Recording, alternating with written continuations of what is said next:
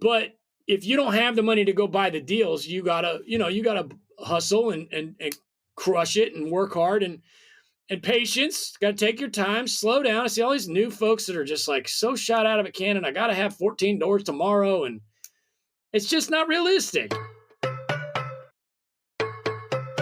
You're listening to the Real Estate Sessions podcast, and I'm your host, Bill Risser, Executive Vice President, Strategic Partnerships with Rate My Agent, a digital marketing platform designed to help great agents harness the power of verified reviews. For more information, head on over to ratemyagent.com. Listen in as I interview industry leaders and get their stories and journeys to the world of real estate. Hi, everybody. Welcome to episode 365 of the Real Estate Sessions podcast. As always, thank you so much for tuning in. Thank you so much for telling a friend. I had so much fun recording this episode. If you could see me right now, if I can beam, I'm beaming. I got to talk to Luke Carl.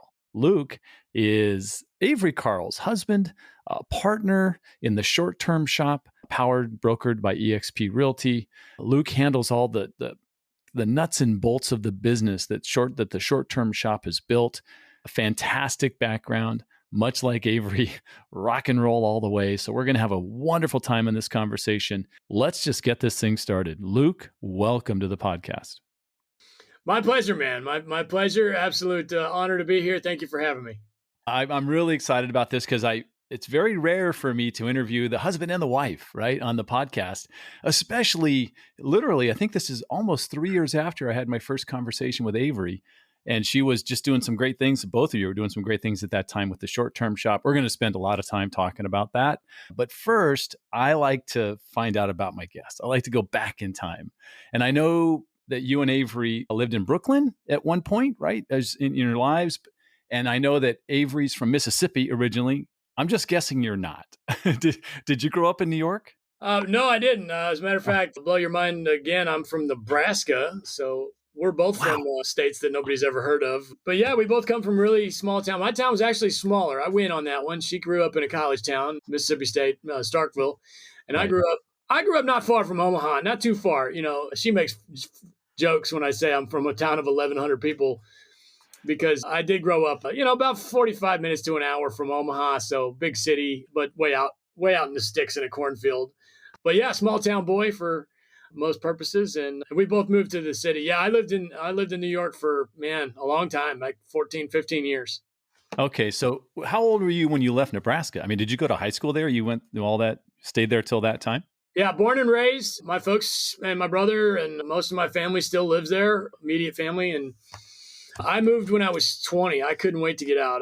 I said, I'm going to go move to the biggest city on the planet and take over the world. And that's pretty much what I did, at least to my standards anyway. And I did go to college at University of Nebraska, Omaha for 3 years. That didn't go so well. And so I hopped in a van with a couple of guys I never met. And, it was like, this is the early days. That's actually a pretty good story. I won't get into the weeds, but way back, this was like MySpace hadn't even been created yet. And it was like right on the verge of that MySpace era. And I found there was a band from one town over, Lincoln, where the football team is. And I knew that they had moved to the big city, and I found their email address somehow. This was like email. I mean, this would have been like 1999 probably. And the creation of all that internet stuff, email, and as I knew it anyway. And I shot him an email, and he said, actually, we're coming through town. You can get in our van and go with us back to New York. And I said, sign me up. Let's go.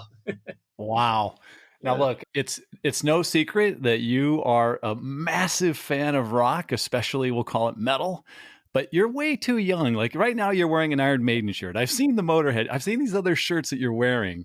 Yeah. You're too young. So I want to hear from you. Who influenced you? There had to be somebody in your life that loved that music and played it when you were younger, or did you just discover it on your own? No, 100%. Yeah, it was my dad. Okay.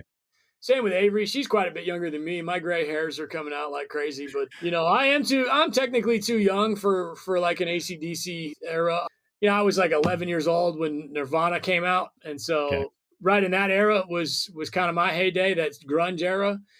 But I didn't really like it. It was okay. But my dad was blasting, Jimi Hendrix and Black Sabbath and Zeppelin, like pretty often. Like he had a big record player, old school record, big giant speakers. And he was always playing his old records. And It just rubbed off on me. He never really went to concerts or anything like that, but man, I got hooked. I got hooked at a really young age. I started playing music when I was really young. I think I was Yeah. probably 7 when I first started kind of getting a little bit more serious and started taking lessons and things. And I had my first drum set by the time I was 8 years old, and just took to it at an early age in the middle of a cornfield where there was nothing else to do, really, So the rest is history. And Avery, again, she's quite a bit younger than I am. Same thing with her. Her dad was a Yeah. major rocker, and he goes to rock shows with us. He's an awesome dude too, and we were just raised right on good music. So I'll make that really tough question for somebody who's as deep into the music as you are. If you had to pick one band, you only get one. That's hard to do? It is hard to do, but that's a question. I've been in rock and roll radio for a long time, and that question comes up a lot. We'll talk about that. But for me, it'd be AC/DC. If I had to pick one band, period, that was like, I guess my favorite, because we can go on about this for hours. I don't know that my desert island or deserted island, however you want to say it, band would be the same as necessarily my favorite band. That might be two different questions. Okay. But maybe not. But if I had to pick one band as my favorite of all time, I believe AC/DC would be the top of the list. And we're taking the kids. We have a 5 and a 3-year-old. Next week, there's a concert where they do Coachella in California. And it's a bunch of, the really biggest rock bands ever that are still around because, they're getting older. And AC/DC is going to be there, as well as Iron Maiden, who's on my shirt today, and Guns N' Roses, Metallica. And this is a big event, and we are taking our 5-year-old and our 3-year-old because I can't imagine they're ever going to get the chance to see AC/DC again. And so that is important to us. At some point, my son just turned 3. I do feel that he's got a pretty good chance to be the last person on the planet someday that can say he saw AC/DC live. So That's great. Is Axl touring with Guns N' Roses again? Yeah, Axl's been back with the band. Well, it's the other way around, really. He's always had the name. So it's been, Guns N' Roses was Axl with a different band for many, many years. But the band has been back together for 4, 5, 6 years now, and touring full time with the original guys, except for the drummer. Steven Adler has not been in the band for 2 or 3 years. So you played drums. You had to be in multiple bands. I mean, I can't imagine you weren't playing music and doing covers of this kind of stuff. Is that what you were kind of driving towards? Yeah, I was. I started playing in bands when I was very young, and my parents were driving me to nightclubs, and because I couldn't drive yet, and dropping me off and playing shows with. I'd say about 15 is where that started to get pretty serious. Okay. And 16, somewhere in that neighborhood. And I always had at least one band. Even at that age, I usually had 2. And I never really, made a career out of it. There's not like any band that I could mention that you've ever heard of or anything, but it was a huge part of my life. And then eventually, just to move the story along, because it's quite frankly, there's not anything interesting in the band section of my life. Okay. But I got into, when I moved to New York, of course, to play in bands. And I had, again, at least 1 or 2 bands going at all times in the city. I started tending bar to make ends meet, and then eventually ended up owning a little rock and roll bar in Manhattan when I was 25 years old. The lady I was working for owned several bars in the neighborhood, and she was opening a new one and basically brought me in to run the show. And I was a very young age, and that's where I learned how to run a business. I'm very grateful for her, even though it was, it was a lot of work and definitely probably not the healthiest way to live your life. But, that whole experience, especially so young, being a guy straight off the cornfield, literally. Yeah. I learned how to run a business in New York City, a very successful, it was teeny tiny, little 600-700 square foot bar, but rock and roll. And it was rock and roll all the time. And that was a time and place in the world where you couldn't find that type of thing. There was not, there's very few places in that big, even in that massive city of 12 million people where you could even go hear a rock and roll song and get a cheap beer. So we kind of cornered that market in our neighborhood, and it took off right away. And the bar was very popular, and then it eventually moved into the radio thing from there.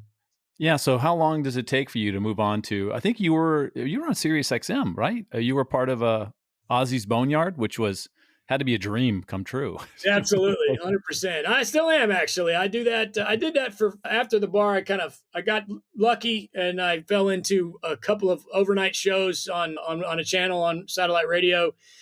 And well, lucky making 80 bucks a show or whatever, but I worked my way up, and it's like that in any business. You gotta sweep the floors before you can make a living, and I'm very grateful for radio and satellite radio and my career there. And did that for many, many years, worked my way up, eventually got to the point where it was like a real job and I was in love with it.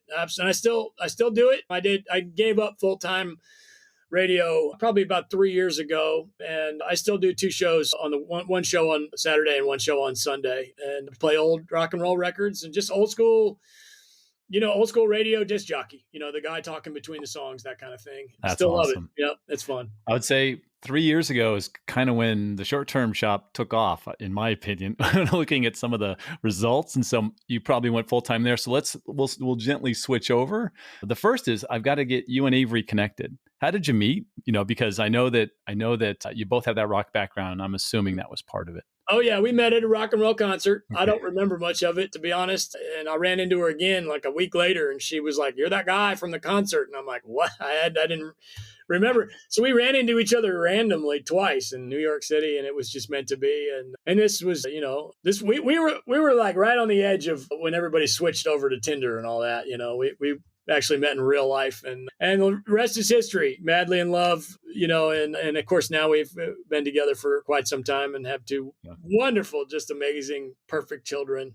But yeah, we did meet at a rock and roll concert. How do you go to Nashville? What was the move there? What was it for? Why?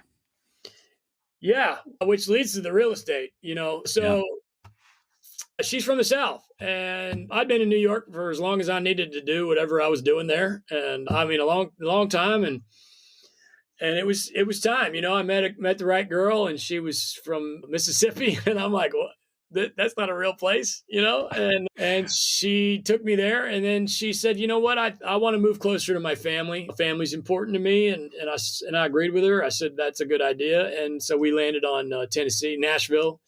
It was a good happy medium between, having a big city, but also in the South. And we did that for a number of years, and then eventually moved further out into the woods. And now these days we're in Florida, actually, but that's a whole nother story.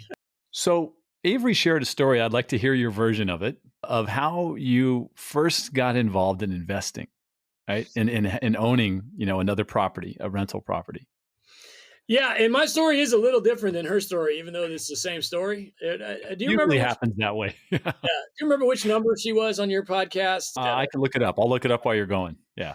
But just to refer back, if anybody's interested, because she is a driving force in real estate, obviously, and everybody loves her. But anyway, for me, it was very simple. We moved from a place where I could never in a million years dream of affording real estate to a place where we could afford real estate. And that was it. And I grew up, my dad was a hammer swinger. He built the house he lives in and did contracting on the side. And his dad, my grandfather, was a contractor. So, and my uncle, my dad's brother, and all these guys in the whole family were builders and contractors. And, mostly side gigs here and there, but some of them were doing it for a living. And so it was always around. My dad taught me what hammer to buy and how to swing a hammer at a very early age, and how to get my way around a house, which was a very important tool that I didn't even realize I was learning. And so we bought our first house there in Tennessee, and we were both just extremely drawn to the experience and fell in love with it, which as many people do. And I actually thought I was going to I ended up going to home inspector school. I knew that I was sucked into this house buying thing. I didn't know which part of it was going to be for me. So I just started to explore all avenues, and I happened to dig the guy that did our inspection. And I related to him, coming from a blue collar family, et cetera. And I went to home inspector school, and I quickly learned that wasn't going to do it for me. And it wasn't until years and years later that I realized that just the actual landlording was what I was meant to do. But at that time I did start to focus on that. It took me many years to realize that was my goal, my mission in life, my gift, if you will, because it is not easy and not everybody can do it. But we started to save money and educate ourselves at that point in time. And that's when it all started. And I believe you heard the story about the first home. We lived on $25 a day each for it was 18 months. I think it actually took us 17. We were a month early to come up with our first down payment on a rental property. Had a goal of $100,000 house, and we knew we needed, well, we thought we needed 20% down. That's all we knew about real estate. And so we came up with 20 grand the hard way. And and we were commuting too. So that was $25 a day for my gas. And that was, man, it was a long drive to get to work and back, and food and a stop at the bar on the way or whatever, or at the end, I should say. But, so we bootstrapped it. We worked our asses off and we set goals, and we made it happen. We ended up 18 months later buying our first rental property. And then shortly after that, we just got completely immersed in the, I decided to make it I wanted it to be my career. To me, I was just learning my trade. I need to know every single teeny tiny detail of this business if I'm going to succeed. And that's what I did. I first started with lending, was my first obsession. I wanted to know everything about it. And anyway, time goes by. We learned, and learned and read. And Bigger Pockets, of course, was a big thing for us at the time. And just found them. I think I originally found them around episode 70 of their podcast or so, and became obsessed with that. And they were doing a great thing over there. And then the books, of course. And at that point, I had not read Rich Dad or even heard of it. And so that was presented to me. And of course, I fell in love with that. And the rest is history. Yeah. I mean, you were, when you first got into the game, it was more long-term kind of stuff, right? That's kind of what you were focused on. But the name of the group, the company, the empire, is the short-term shop. Yeah, because I think, that was that's how I first met Avery. Was you guys kind of evolved into this. Well, how do we get these properties to get them onto the sites, right? And how do we manipulate, or at least work with Airbnb or VRBO or all these other places? So when did that little transition come in your mind? And I know you still do both, and you still consult or help investors with whatever plan they want. But how did that short-term stuff come about? Yeah. So for me, and again, Avery's story is slightly different, but for me, it was, we needed a new market. So we bought that house in Nashville, and then all of a sudden Nashville, like, you couldn't even go to the grocery store without seeing a famous person. And it just completely skyrocketed. So overnight, that house was I don't want to say it doubled overnight, but it was pretty damn close. And I hated that. I did not. You would think that as a guy, I was maybe 31, 2, something like that at the time, young guy. We were just married, and you get handed $100,000 because the city you're living in blew up. You'd think that's an amazing thing, but I was annoyed because I wanted to do it again, and I'm like, by the time I come up with another down payment, this house isn't going to make any money. It's going to cost me twice as much to buy it. And the rent's still going to be the same as what it was when I rented, my tenant. So I was annoyed, and we had to look elsewhere. And quite frankly, it was really as simple as the fact that the next town where you could make a couple of bucks was Pigeon Forge, Gatlinburg. And it was right down the road, and Avery had quite a bit of experience there because she grew up in the South, and that's what you do in the South. You go to the mountains. And so she said, they got cabins out there. And I was like, what? And so we went and looked, and we were early adopters. Quite frankly, we were right place, right time. We got lucky, and we worked our rear ends off. We still, to this day, our very first cabin I owned, we still own them all, never refinanced or anything. And which is, it's important to note because of how much equity has been put into the economy. Everybody seems to be taking as much equity as they can. And we never did that on at least, on those properties. Anyway, we still today own what are the longest running Airbnbs in the Great Smoky Mountain area of Tennessee. Now, that being said, Bill, we are nowhere near, we didn't create that. They've been doing overnight rentals in the Smokies for 150 years. Right. But we were early adopters on this whole new hip way of doing things. Also, I do want to give credit where credit's due. Vrbo has been around since 1999, going again back to me being in high school. So people have been doing what we're doing for a very, very long time. But it just started to change right when we were getting involved. And I'm also an early Airbnb adopter. I've been on Airbnb since 2011. And if you remember, They kind of started in 2007, give or take, but it was really in the infant stages. And what it was this, believe it or not, it was a Super Bowl commercial that put Airbnb on the map Right.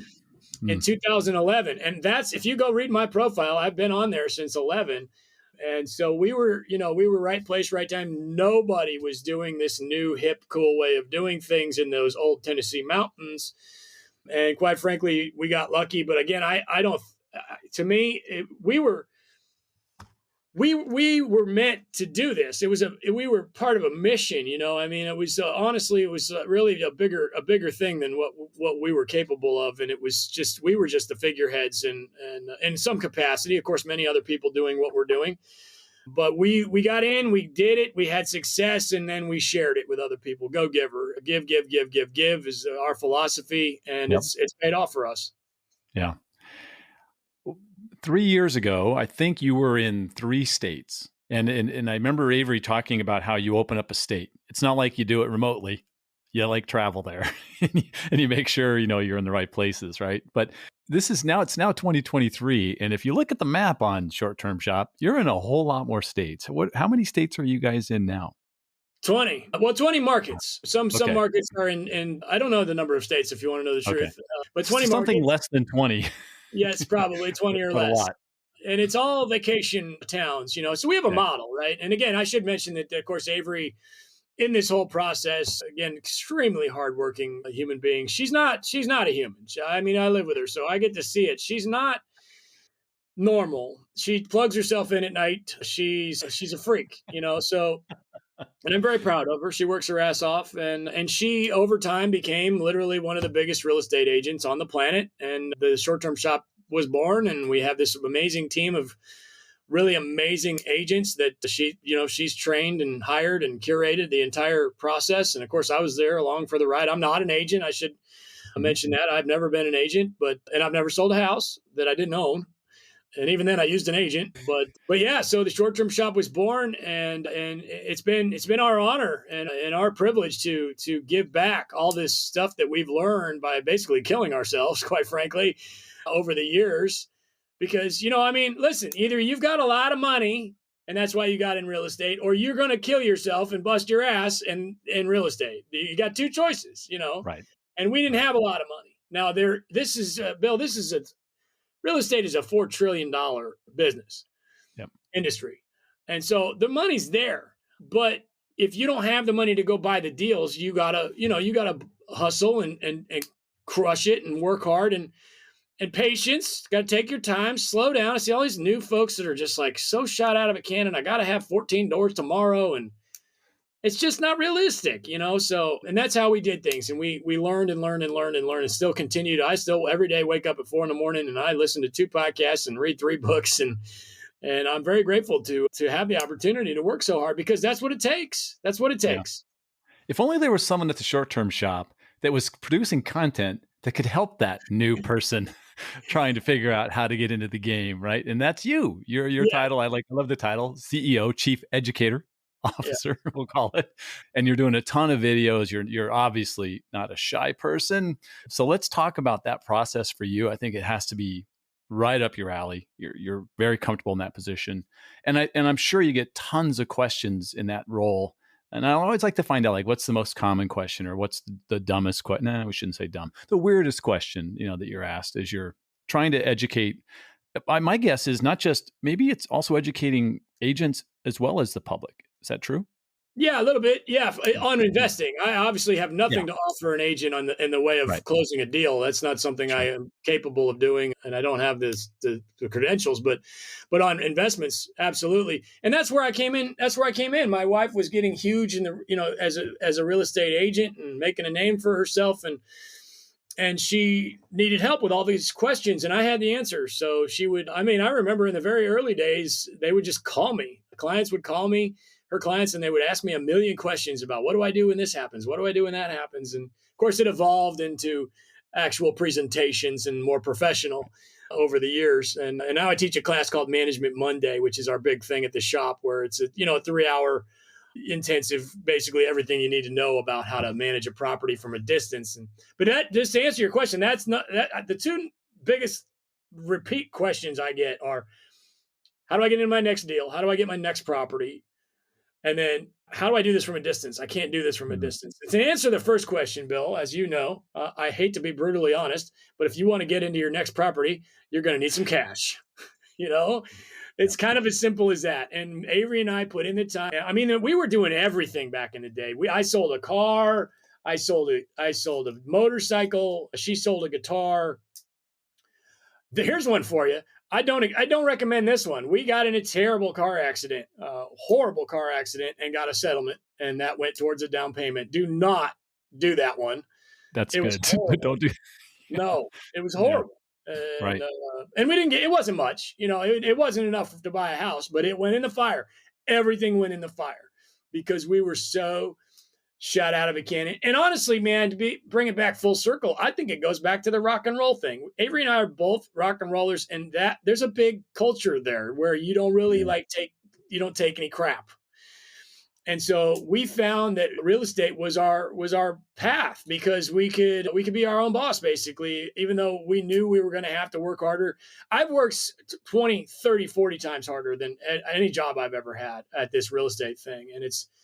And I'm glad to do it. I feel it's a privilege to be able to do this. And Bill, here's another thing.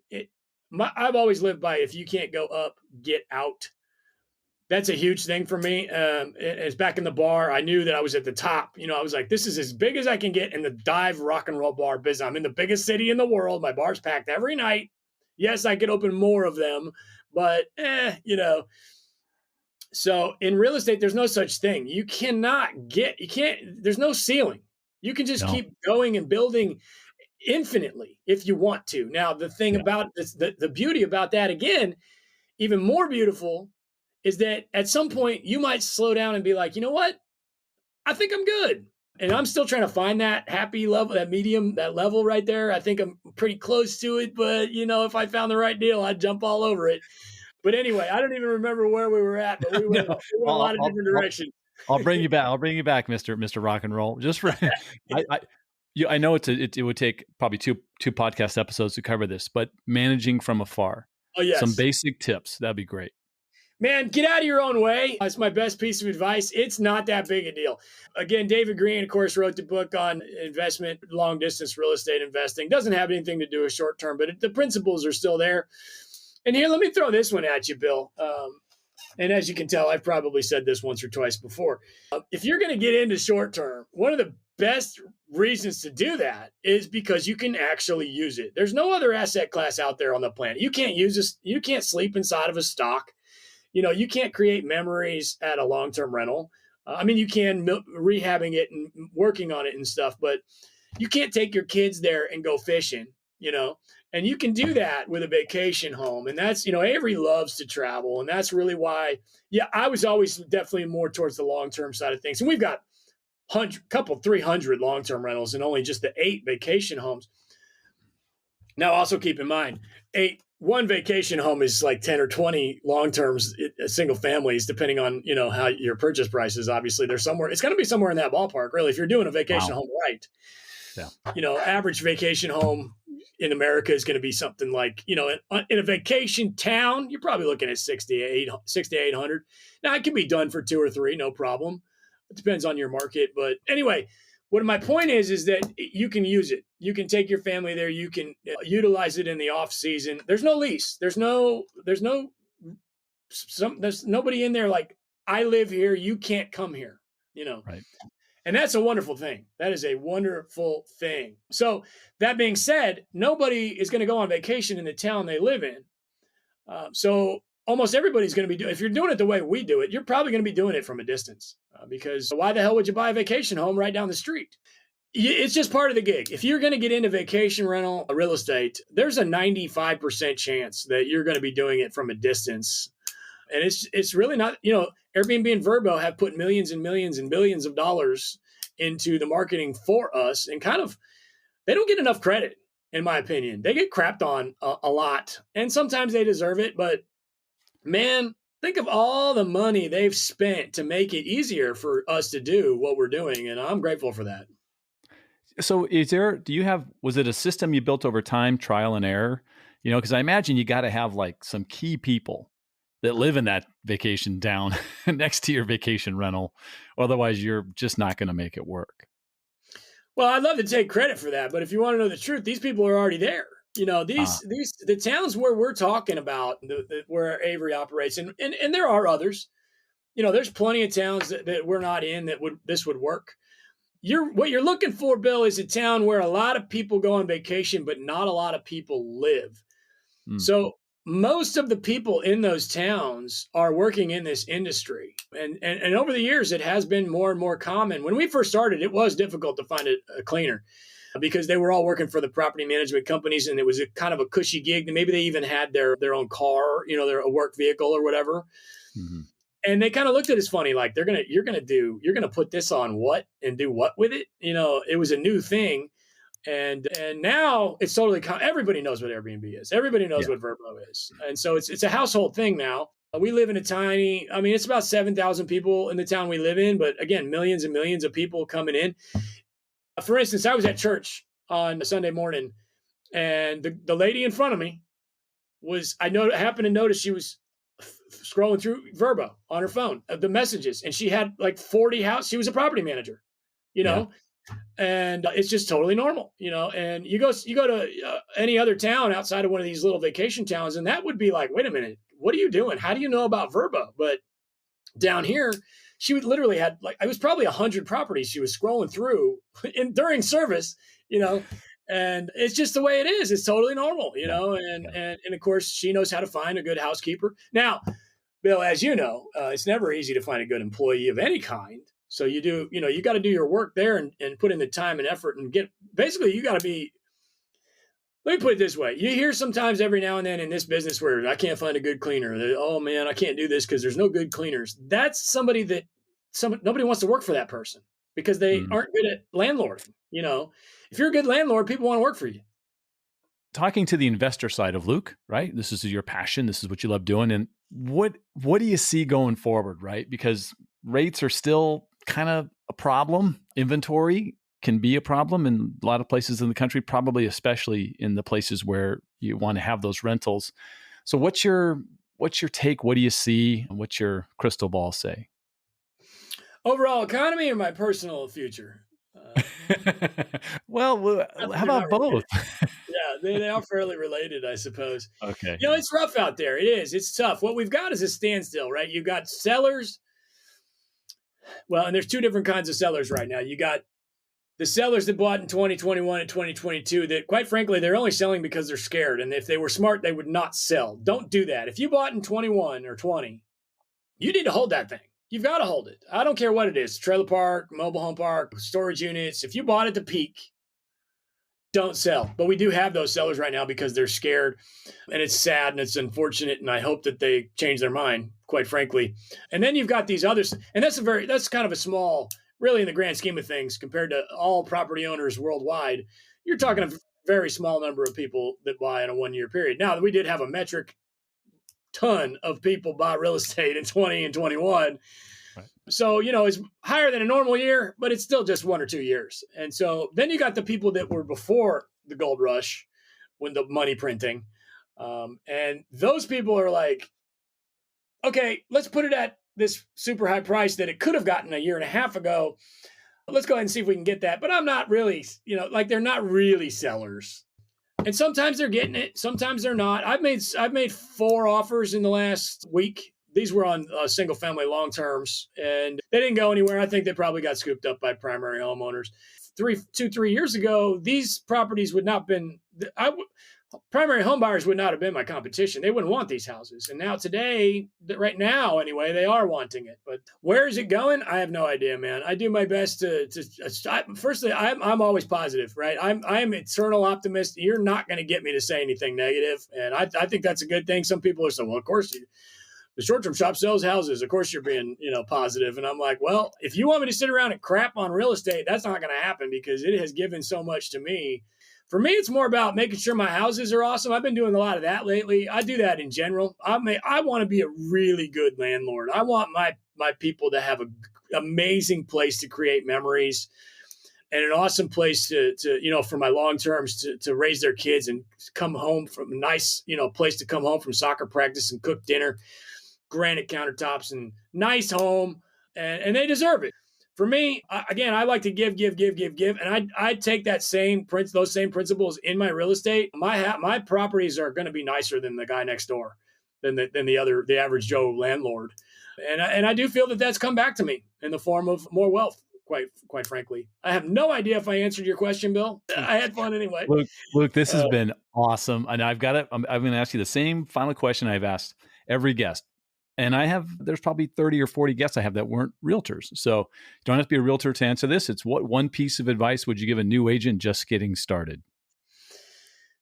For me, again, I have the buyer's perspective, and I love a great real estate agent. It's obviously a huge deal in my household. And I know what real estate agents go through on a daily basis. And it's hard.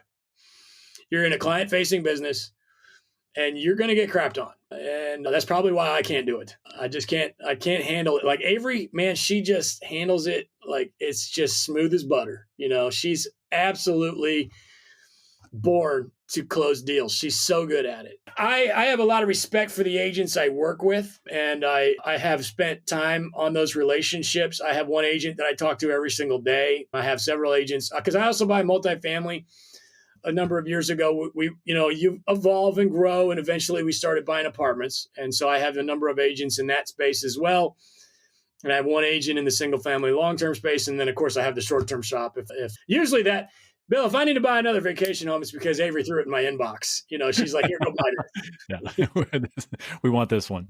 Yeah, go buy this. And I'm like, oh boy, here we go again. It sounds like I'm hearing, be a relationship builder. Be a relationship builder. Now, to bring it down to answer your actual question without that big giant speech, answer the phone. That's for me. Being responsive is number one. As a buyer, that's what I want. Now, not every buyer is going to be the same, so you need to be a chameleon. To me, I learned a lot about client facing in the bar. Being able to judge character and figure out what they need. That's the most important thing. Listen to some Zig Ziglar. And figure out what this person actually wants out of life. And at this stage in my career, I want to be able to provide amazing places for these people to create a nice life. And so I'm looking for neighborhoods and things like that, good neighborhoods. But respond and find out what they need, and yeah, build a relationship. You find a guy like me, man. My long-term agent closed 35 deals with me last year, so she's happy. Yeah. This year's a little different, but we're working on it. Nice. Yeah. I think that's a great answer. And by the way, only 2 people have ever said, answer the phone. It was the first guest, Jay Thompson, and now episode 365, you. So that's very cool. You'll always have that. So I can't tell you how much fun this was, Luke. If someone wants to reach out to you, what's the best way for them to get in touch with you?